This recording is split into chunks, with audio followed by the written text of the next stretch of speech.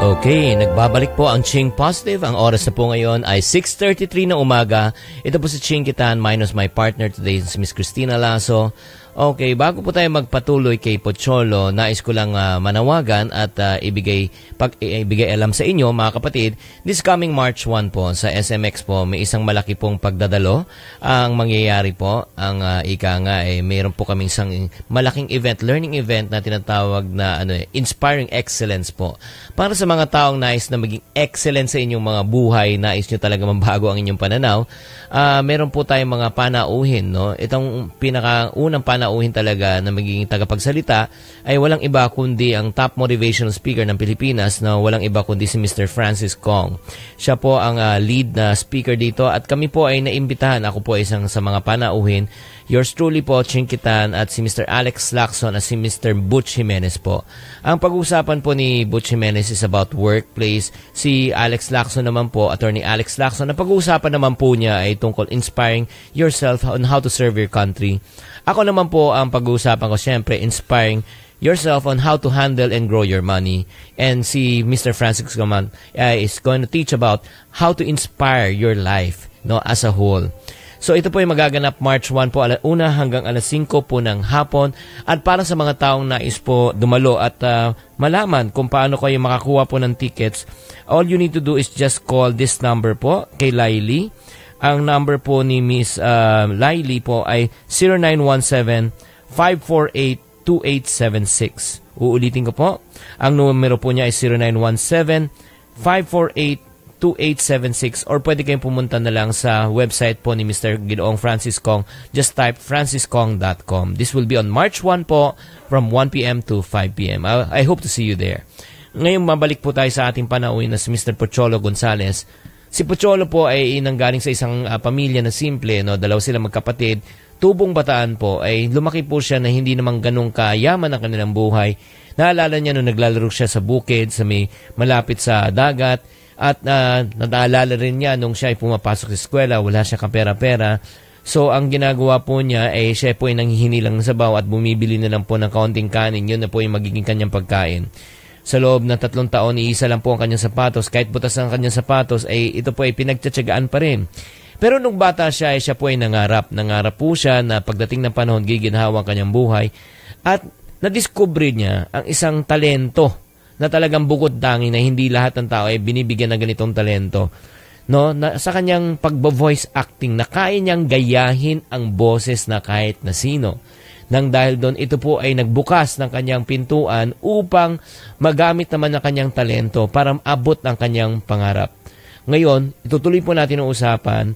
Ngayon, Pocholo, ikaw ay isang ganap na, matagumpay, no, na tao na lalo sa larangan ng creative voices, or let's say, yung pagbo-voice acting. Ano ba talaga itong voice acting na ito? Ang voice acting po is something na it's a voice over performance na recorded and cannot be seen. So, ang rule of the thumb po, kailangan hindi ka nakikita. So, you po are considered na yung broadcaster na that's one of the voice over parang part of voiceover industry. So, bago pa lang po tayo gumising sa umaga, pagbukas natin ng radyo, may nagsasabi na sa atin na kung ano dapat mong bilhin, kainin, isuot. Kasi imagine niyo naman po kung wala ngang boses ang radyo.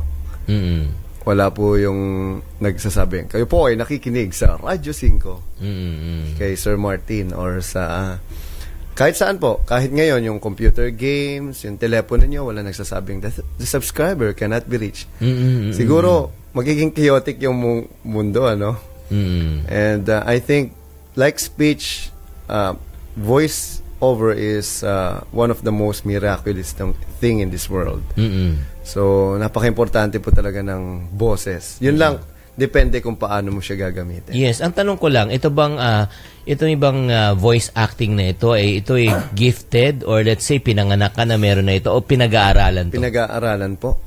Meron po sigurong innate talent. Pero kapag may boses ka, matututuhan mo to. Kailangan mo lang magtiyaga. Mas para pong kanta rin to yun lang ang kaibahan. Ito, ginagamit mo sa mas maraming bagay. Kasi parang pagkain din po ang boses eh. Lagi pong bago. Kailangan laging bago. Halimbawa po, yung programa nyo, kailangan ipaalam natin sa mga tao na gusto mo bang ma-inspire, ma-inform, o ma-involve, o ma-empower? Makinig lang sa Ching Positive. Yun. That's already voiceover. So, sige, actually, si Pocholo, dati ko pang napapanood yan at napapakinggan. Siyempre, lahat tayo meron tayong paborito eh. Opo. Siguro kung ikaw tatanungin ko, anong pinaka-paborito mong boses na gusto mong gayahin at parati mong ginagaya? Marami po. Halos lahat ng mga presidente natin. Yung mga dumaan. Halimbawa, si Marcos. Sige nga. Sample.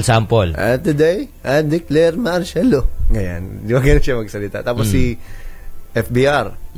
Wala pa sa Paul. Mabuhay para sa Philippines 2000. Thank you. Mabuhay ka, Chinky.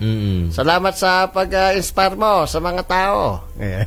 Kaya si Erap, alam mo, itong si Chinky, kaibigan ko to eh. Talagang napakahusay na tao nito. O kaya si GMA, ang saya-saya dito, Chinky, no? O kaya si Noy, President Noy, ako, si Noy Aquino. Ayan. So, parang... Paano mo nakokopya itong mga boses na ito? Mayroon pong tools and techniques na pinag-aaralan po. Siguro bigay ko lang, marami po yan, pero yung pinaka-basic po, number 1 is pitch. Yan. Yung pitch po, ito yung natural, kumbaga, standard na neutral speech ko. Pitch. So, yung, kung pabababae mo siya, ayan, medyo bababa na yung boses ko. Tapos, pwede mo rin itaas. Yan po yung pitch. So, meron din tayong tinatawag na pitch character. Yung nagkakaroon ng karakteristik yung ating boses. Halimbawa, bababa. Tapos, gagawin mong husky. Ayan, mababa na. Husky pa. Ayan. Nagkikreate nga ngayon siya ng character na nun. So, kahit dalawa yan, nag-uusap, parehas na low. Pag nagkaroon ng character, nag-iiba. Halimbawa, kamusta ka na? Ayos lang ako. Talaga? So, parehas na mababa siya, pero nag-iiba. O kaya sa mataas, ay, ang pogi-pogi naman pala ni Chinky. Nga, pogi talaga siya. Diba? Parang tiyanak yata ay nagsasalita yun. Iniipit mo siya. So, pangatlo, yung tempo. So, ito, yung neutral nating speed. Ngayon, pag binilisan ko siya, nag-iiba na ang aking boses, di ba? Ayan, mabilis na ako magsalita eh. O kaya, mabagal akong magsalita. Meron akong kilala. Ganyan, magsalita. So, yun, nagkakaroon ka ng character ngayon. So, you can create thousands of voices kung i-combine mo ang napakaraming mga combinations. Ang question ko lang po, Cholo, ilang boses ang kaya mong gayahin? Alam nyo, hindi ko rin po alam eh. Kasi halimbawa, sa advertising may papagawa sa akin. Kaya ba mang gayahin yung boses nito? Alam ko hindi. Sabihin ko lang, opo. Kasi meron ng internet, pag-aaralan ko yan eh. Okay. Meron akong ginawa, yung boses niyong, eksklusibo, susunod. Oo. Kaya, magandang araw po sa inyo. Hindi po sila naliligaw dito sa station na, pero ginagaya ko sila. Baka sabihin mong baka diba? Sabihin nila, lumipat na dito. O kaya, hi, ang gwapo naman ni Chinky at taray mo. Ganun. So, meron po kasi silang mga style na sa kanila lang. Actually, hindi naman po talaga ako nanggagaya ng boses. Ang ginagaya ko yung nuances, intonation, kung paano niya sabihin.